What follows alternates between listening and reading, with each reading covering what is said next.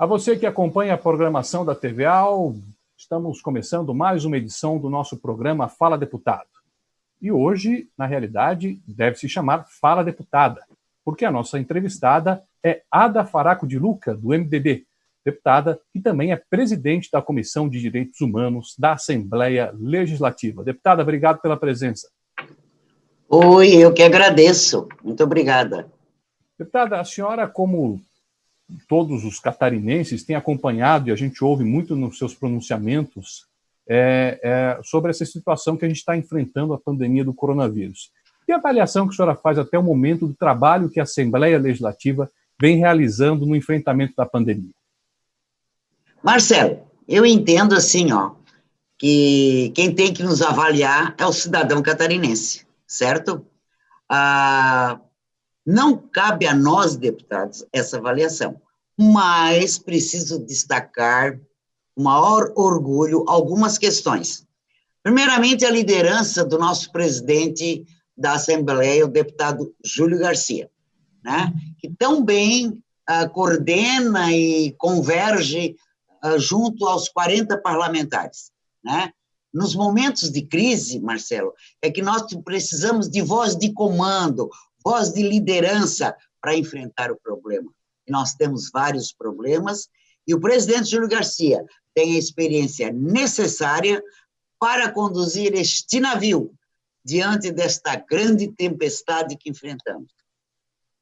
Marcelo, talvez isso seja o X da história que falte ao governo do Estado. Comando e liderança e planejamento. A política é feita para as pessoas que decidem se dedicar ao cidadão, à cidade, à sociedade de corpo e alma. A política não é brincadeira, política não é passatempo, política é coisa séria, tá? Então, eu vejo por essa ótica. Também precisamos enaltecer, né, o trabalho do deputado Marcos Vieira, né, na presidência da Comissão Especial que controla os gastos do dinheiro público, direcionado ao tratamento, né, dos pacientes com o coronavírus, comissão essa que eu também faço parte, tá? E que é mais? Essa comissão, ela tem todos os levantamentos técnicos, os documentos solicitados, as reuniões, as audiências públicas estaduais e regionalizadas, que é muito importante, as regionalizadas, porque aí nós escutamos lá na ponta o prefeito, o vereador, o líder comunitário, né? Então, isso é muito importante. E nós conseguimos com que fosse travado esse diálogo entre Estado e municípios. Né? Tu já visto que o secretário de Saúde, deve ter acompanhado, né? Ele foi a todas as audiências regionalizadas, né? Escutou o que não quis, escutou o que quis, e é assim que tem que ser mesmo, né? Esse canal foi muito importante. Temos também a investigação, né, Marcelo, sobre a compra dos respiradores, né, querido? E é um trabalho realizado pelos colegas da CPI com muito sucesso. Então, eu penso assim, até recentemente eu afirmei em plenário que eu me sinto no lugar daquela mãe que o filho vem com boletim, tudo com nota, quer dizer, no meu tempo era 100, hoje é 10, né? Nota 10. E a mãe vira para ele e diz, não fizesse mais do que a tua obrigação, tá? Estamos fazendo a nossa obrigação, certo? Nós, legisladores, estamos fazendo a nossa obrigação, que é honrar a confiança do povo que nos elegeu, nos colocou na Assembleia Legislativa. Tá? Eu espero só que o governo do Estado também precisa fazer a sua obrigação.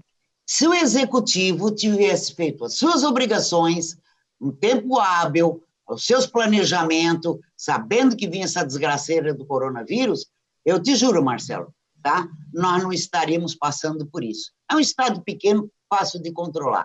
Agora, com medidas duras e positivas. Mas, infelizmente, não aconteceu. Pois é, a senhora tem feito várias cobranças na tribuna, mas também tem apresentado soluções para como enfrentar essa pandemia. Que encaminhamentos que a senhora já apresentou nesse sentido de solução para o enfrentamento do coronavírus? Bom, vamos lá, resumidamente, porque é muita coisa. Vamos lá. Sobre a questão dos 33 milhões, esse recurso poderia estar sendo usado para ativação de mais leitos, Marcelo. Não só leitos de UTI, os leitos que também quem sai da UTI, porque a doença não parou, Marcelo.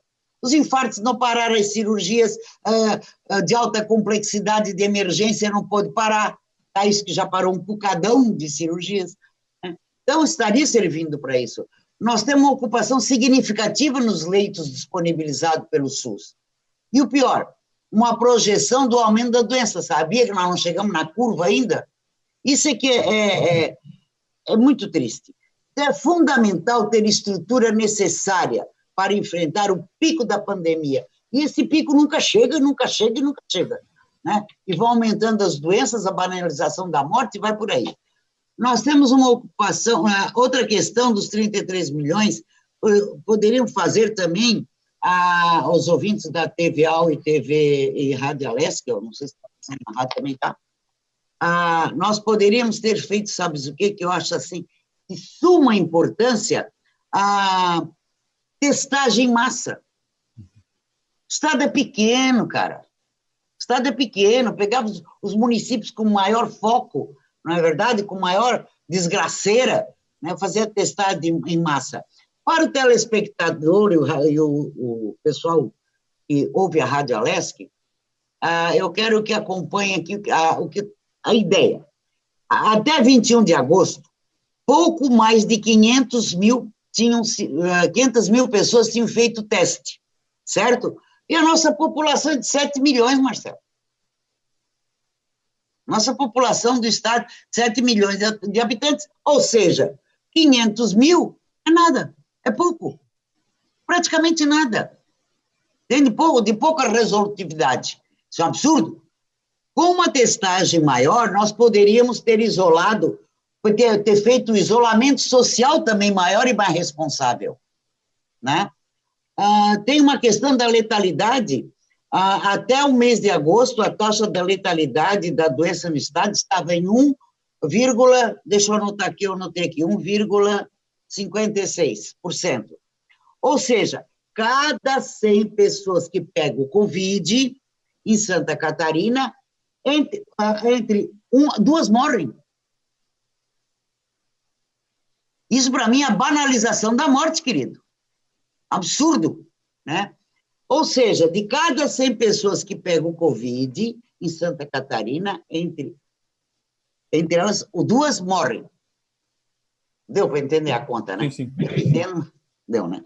Tá.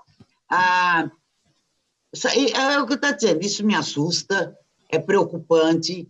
Eu sou uma pessoa que eu não faço política por brincadeira. Política, para mim, é coisa séria. Isso aí é uma das responsabilidades nossas de ficar a eterna vigilância. Né? Não sou da UDN, mas eterna vigilância. Entendesse? Porque é impressionante o que a gente está vendo. Mais um número também. Até 18 de agosto, naquela data, cerca de 1.900 pessoas tinham morrido de Covid em Santa Catarina. É muito. Essas 350 apresentavam doenças prévias, não tinham comorbidade, não tinham outras doenças, não eram diabéticos, não tinham insuficiência renal, não tinham asma, nada disso. Quer dizer, é brincadeira, né? É por tudo isso que nós estamos fazendo essa defesa do planejamento e da gestão de crise do coronavírus de uma forma técnica, responsável e às vezes até dura, eu concordo. Mas me sinto na obrigação. Eu devo muito às pessoas que me colocaram na Assembleia, né? Nas reuniões da... Ainda nessa questão do coronavírus, deputada, a senhora já falou para a gente que participa da comissão especial que acompanha os gastos aí da pandemia, né? A senhora obteve uma informação nessa reunião que chamou muito atenção, né, com relação aos recursos que vieram da União. Que informação foi essa? Pois é. Não fosse o auxílio federal, Marcelo, os funcionários públicos de Santa Catarina, foi a resposta que eu obtive, quando eu fui cobrar onde estava esse dinheiro, tá? Os funcionários públicos catarinenses estaduais estariam sem salário. Foi direcionado para pagamento, não atrasar o salário, tá? Essa foi a resposta do meu questionamento sobre a destinação dos recursos bilionários recebidos por Santa Catarina da União, né? Foram insistentes as nossas perguntas nesse sentido, a nossa cobrança sempre foi pela transparência no planejamento financeiro e de saúde no enfrentamento do coronavírus. Isso sempre foi a minha cobrança. Nós tínhamos a perspectiva de 1,4 bilhão em repasse, especificamente destinado para o combate ao coronavírus. E também o refinanciamento de 1 bilhão da dívida do Estado com a União, certo? E foi refinanciado. Diante de todo esse recurso, Marcelo, precisamos dar todas as ferramentas necessárias a essa desgraça que se abateu sobre o mundo, né? Sejam leitos da UTI, sejam testagem em massa, compra de insumos, em RH, leitos de retaguarda, enfim, todo um contexto, porque não é só, o vírus vem, papo, entuba, bota na UTI, papo, não. Ainda tem a outra coisa que são as sequelas. As sequelas, que ninguém não está... Eu até questionei o secretário e perguntei, secretário, já existe um planejamento para as sequelas das doenças? Por exemplo, a hemodiálise. Te garanto que vai triplicar. E já era deficiente quando não tinha o Covid. Entende? Porque ele sempre deixa sequela, ou é no pulmão, ou é cardíaca, ou é renal. Então, difícil as pessoas, principalmente no mais idoso, né? Entendeu? Então, é difícil as pessoas que, sei lá, o governo tem que ter esse planejamento pós-Covid, apesar que nós nem chegamos na curva ainda, mas tudo bem. Falando em planejamento, o Estado, em determinado momento, falou em passar mais responsabilidades aos municípios. Como que a senhora analisa essa questão? Pois foi. Isso me deixou muito, como é que eu vou te dizer, irritada. Preocupada. Eu já estou passando da preocupação para a irritabilidade. Né? Nós não podemos permitir que seja feita aquela política, farinha pouca, meu pirão primeiro. Não podemos permitir. E nós, quando eu digo nós, somos nós, a sociedade, os políticos, os líderes, os prefeitos, enfim, tudo. Quem é pai e quem é mãe, Marcelo, sabe que quando falta comida em casa, primeiro come os filhos, para depois comer os pais. E tem horas que parece que no governo está sendo feito o contrário. Isso já não causa só preocupação, não é só em mim, não. Eu converso, Marcelo, todos os dias com a base de vários municípios. Então, eu estou sabendo o que está acontecendo lá na ponta. Eu não doro pílula, entende? Eu mostro a realidade e está me sendo duro mostrar a realidade. Foi lamentável a informação do governo estadual que pretendia suspender o auxílio aos municípios, pagamento dos leitos de UTI. Cara, como é que ia dar conta?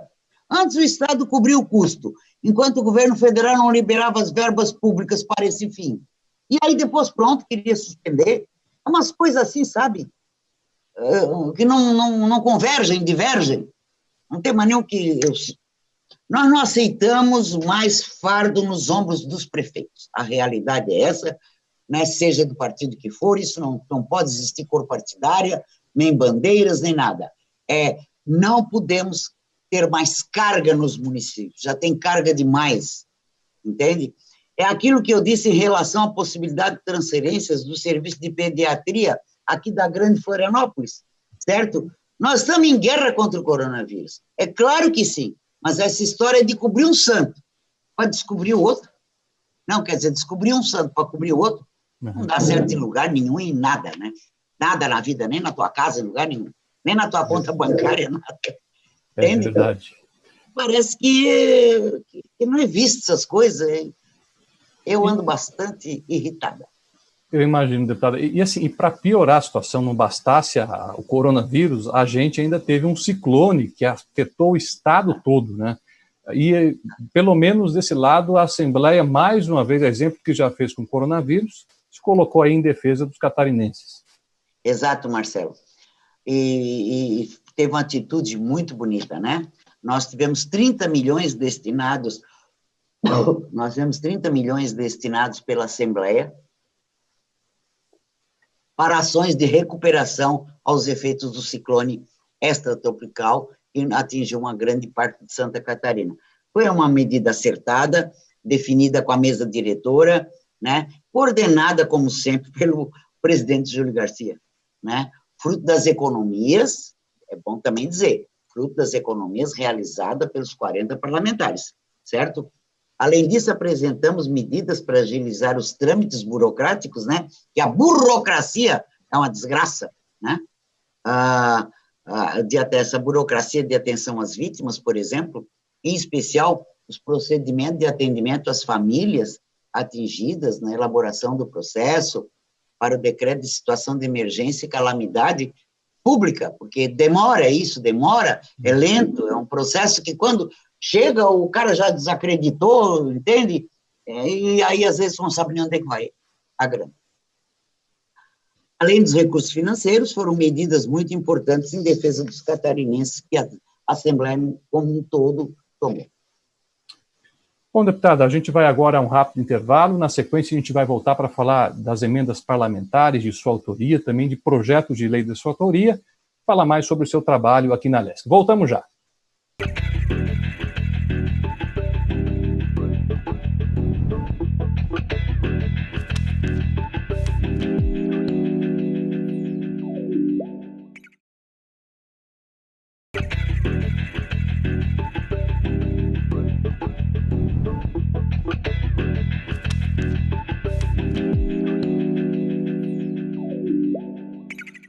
Muito bem, estamos de volta com o programa Fala Deputada. Nossa entrevistada hoje, a deputada Ada Faraco de Luca, do MDB. A gente falou sobre a pandemia no primeiro bloco, agora vamos falar sobre as emendas parlamentares que tiveram um encaminhamento importante. E essa briga pelas emendas impositivas, né, deputada, é um negócio que já vem de um bom tempo. E a senhora sempre foi uma das que mais defendeu a liberação dos recursos nessa forma, das emendas impositivas. Qual a importância dessa conquista, não para os deputados, mas para o catarinense? Olha, eu creio, né, que ela foi fundamental. O pagamento das emendas parlamentares impositivas apresentada pelos deputados catarinenses, ela realmente foi de grande valia, em especial para a saúde e para os hospitais filantrópicos, tá? Nós, deputados, ouvimos as bases, como eu já te falei, né, estamos próximos das necessidades apresentadas pela população, que fica lá no interior, às vezes desassistida. Não dá nem para contar o que a gente vê, ou vê não, porque a gente não está indo, né? Mas o que a gente sempre viu, piorou a situação, muito desemprego, e o que a gente ouve, né? Mais do que a gente dizer, são tantos mil reais para tal lugar. Acho que o mais importante é dizer, é um ônibus seguro, confortável, vai levar as crianças para a escola, é uma estrada sem buracos, sem lama, sem poeira, por causa das alergias, que o interior sofre muito com alergia por essa razão. É uma escola, é uma sala de aula mais nova, mais confortável para os alunos, é mais remédio no posto de saúde, enfim, é mais qualidade de vida para as pessoas. Nós tivemos a desburocratização com o repasse do fundo e o fundo entre estados e prefeituras, né? Os recursos foram liberados, graças a Deus, foi um parto meio difícil. Agora precisamos agradecer, sim, precisamos agradecer, né? Mas continuar na eterna vigilância, atento para o que o cidadão possa ser sempre beneficiado. Tem um projeto de lei de sua autoria que foi aprovado recentemente na Assembleia, muito importante, que ele cria a Delegacia Virtual da Mulher em tempos de pandemia, mais uma ferramenta para que a mulher que eventualmente for vítima possa denunciar esse caso. Essa delegacia já está no ar. Queria que a senhora explicasse para o nosso telespectador como que funciona esse projeto. Sim, já está no ar. Tá? Agora, o registro das ocorrências relacionadas a casos de violência, Marcelo, contra a mulher, ela está garantida em lei. É lei agora no estado de Santa Catarina. Até porque a proposta surgiu diante de dificuldade, o acesso presencial às delegacias em função do isolamento social imposto pelo coronavírus, né? E agora se torna uma política pública permanente. Não vai ser só agora no coronavírus, vai ser permanente, em defesa dos catarinenses. Quando nós demos a entrada no projeto, Santa Catarina, Marcelo, era um dos 10 estados brasileiros que não tinha esse tipo de serviço disponível às vítimas da violência. Graças a Deus já não consta mais nessa listagem. A união dos nossos esforços resulta em uma coisa: melhor qualidade de vida e dignidade para a mulher catarinense, né? É uma lei, essa lei é um exemplo, temos um trabalho maravilhoso da polícia, uma luta muito firme aqui na Assembleia, e eu acho que ela foi tudo de bom, graças a Deus foi aprovado. Fizemos uma ampla articulação, né, esse projeto fosse viável o mais rápido possível, né? E efetivamente aconteceu. Agradeço aos 40 parlamentares. Tem um outro projeto da senhora também que trata dessa questão da violência doméstica, que a Assembleia aprovou recentemente, que institui o Programa de Atenção às Vítimas de Estupro aqui no Estado. Como que vai funcionar, como que deve funcionar essa lei, deputada, esse programa? Então, é assim, a confirmação de provas é importantíssima e caracteriza o crime de estupro. É uma das principais maneiras de responsabilizar os culpados e fortalecer o combate à impunidade. Quando tu vê os dados que eu vou te dar, tu vai te assustar também. Esses são os objetivos da lei. O Anuário Brasileiro de Segurança Pública, agora eu vou ler, de 2017, apontou que Santa Catarina teve a maior taxa de tentativa de estupro do país, tá? E ficou em 5º lugar em casos consumados. Não é triste? Deprimente? Eu não sei se é porque eu sou mãe, sou avó, né? Sei lá. O relatório do Fórum Brasileiro de Segurança Pública, em 2018, mostrou que o índice de estupro em Santa Catarina cresceu, Marcelo, 88%. 88%, desde o início da série histórica de 2010, tá? Isso sem contar esse período de pandemia, tá? Com aumento nos casos de feminicídio, por exemplo, e quantos estupros tem que a gente não está sabendo ainda, né? Pela dificuldade de registrar, do BO, isso, aquilo. A lei prevê que todo atendimento seja realizado com respeito e dignidade. Resumindo, né? Sigilo e privacidade. Tem que ter. Não é fazer oba-oba da desgraça alheia. Tá? Com toda certeza, a aprovação da lei é fundamental para o esclarecimento desses crimes hediondos que nós queremos, nosso Estado não é tão grande assim, acabar com isso. Banir do Estado de Santa Catarina eu não tenho nem como dizer, mas é uma tragédia. É uma outra pandemia. Exato, é uma pandemia dentro da pandemia. Né? Outra pandemia, deputada, é a dos acidentes de trânsito, e a senhora conseguiu ter aprovado um projeto, que já é lei, foi sancionado, o governador assinou, que cria uma campanha permanente para prevenção de acidentes com motociclistas, né? Como que vai funcionar essa campanha? Pois é, telespectadores, esse projeto é um projeto que parece até banal, né? Mas eu vou dar os dados, aí vão ver que não é banal. 2008 e 2018 foram 200 mil motociclistas que morreram em acidente em todo o país. 200 mil morreram, tá? Morreram. Os dados foram apurados a partir da informação do DPVAT, não é da deputada, são dados oficiais, que é seguro é um seguro que dá nos acidentes causados, o DPVAT, né? Uhum. Pelo menos 2,5 milhões de brasileiros ficaram permanentemente inválidos, tetraplégico, paraplégico, né? Para o trabalho, e aí são jovens. Esse total de inválidos representa a soma da população maior do que a cidade de Santa Catarina, cara, do que o estado de Santa Catarina, total de 8 maiores cidades. É um absurdo, é um absurdo. E aí parece que também banalizou. Morreu acidente de moto. Tá paraplégico, acidente de moto. Normal, deixa, não é? Então, isso aí tem que acabar. No estado, um levantamento aponta, Marcelo, que 40% dos acidentes nas rodovias federais envolvem motociclista, tá?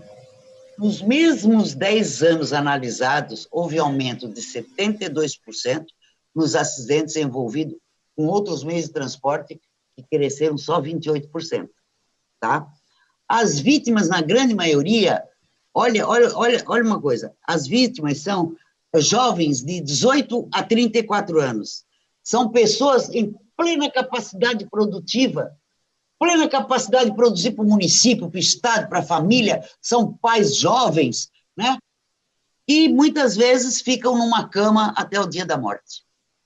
Como eu vi um que só mexia o olho, jovem, mas só mexia o olho, falava com o olho, tá? Uma coisa muito triste. A sobrecarga no sistema de saúde também é preocupante. Em 2018, mais de 57% das internações foram por acidentes de trânsito, no SUS, tá? Isso que a gente tem a tabela no SUS, certo? Em todo o país foram de motociclistas. Então, conscientizar, fazer uma campanha pesada, mostrando a realidade das coisas, é o único caminho que nós temos para evitar esses acidentes. E que é muito triste, é muito triste. É como tu diz, é pandemia em cima de pandemia. Além dessas questões, dessa produção de leis, a senhora também tem desempenhado aí um trabalho para tentar permitir que haja a instalação de uma importante empresa no sul do estado, né? Como que está essa mobilização para trazer esse investimento, deputada? Pois é, Marcelo, é assim, ó. Nós estamos reforçando o trabalho de Içara para a instalação do centro de distribuição do Mercado Livre, lá no município de Içara. Vai ser bárbaro.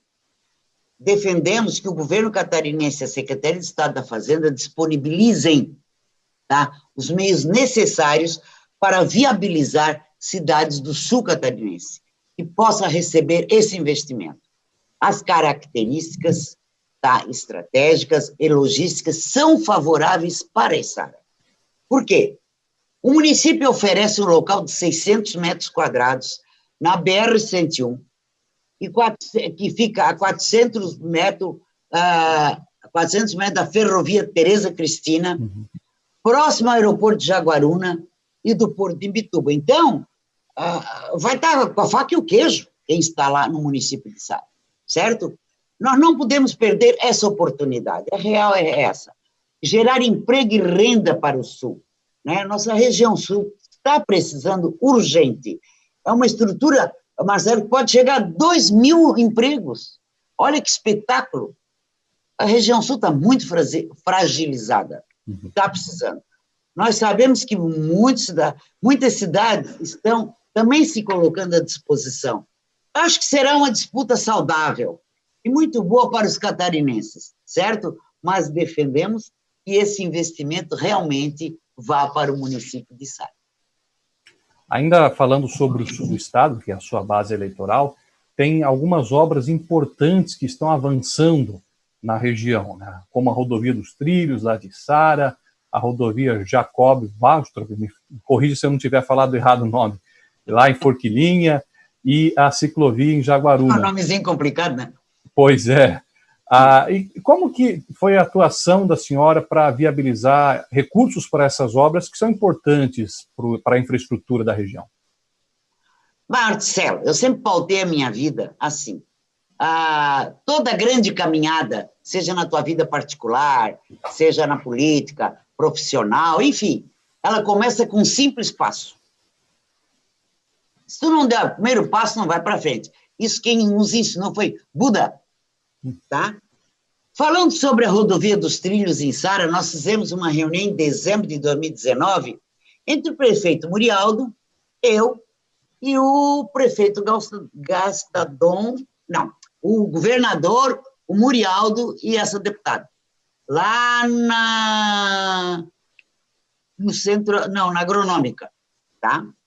Naquele dia pudemos apresentar a proposta, certo?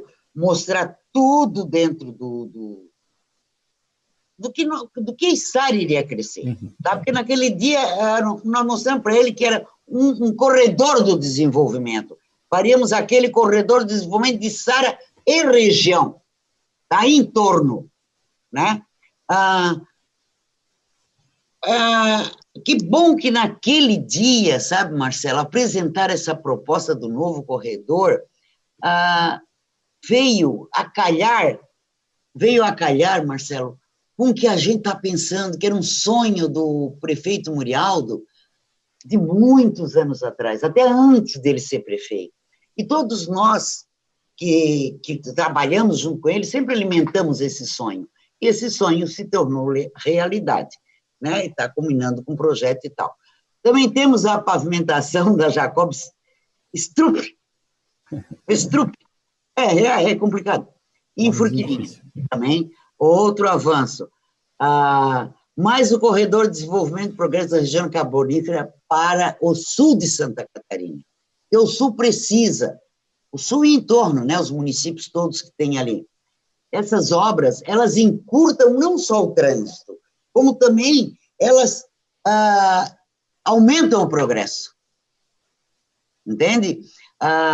Temos ainda a ciclovia 441 em Jaguaruna, um trecho entre a BR-101, o centro, com a bandeira que levantamos junto com as lideranças, né, os moradores do município, e também, mas vai dizer, ciclovia não é importante? Hoje em dia é saúde, é vida andar de bicicleta, não é? Não é a minha geração, mas é a tua, porque tu é jovem, né? Vai andar de bicicleta, vai andar, e ciclovia é importante. Quantos nós já perdemos só aqui em Florianópolis, por não ter ciclovia?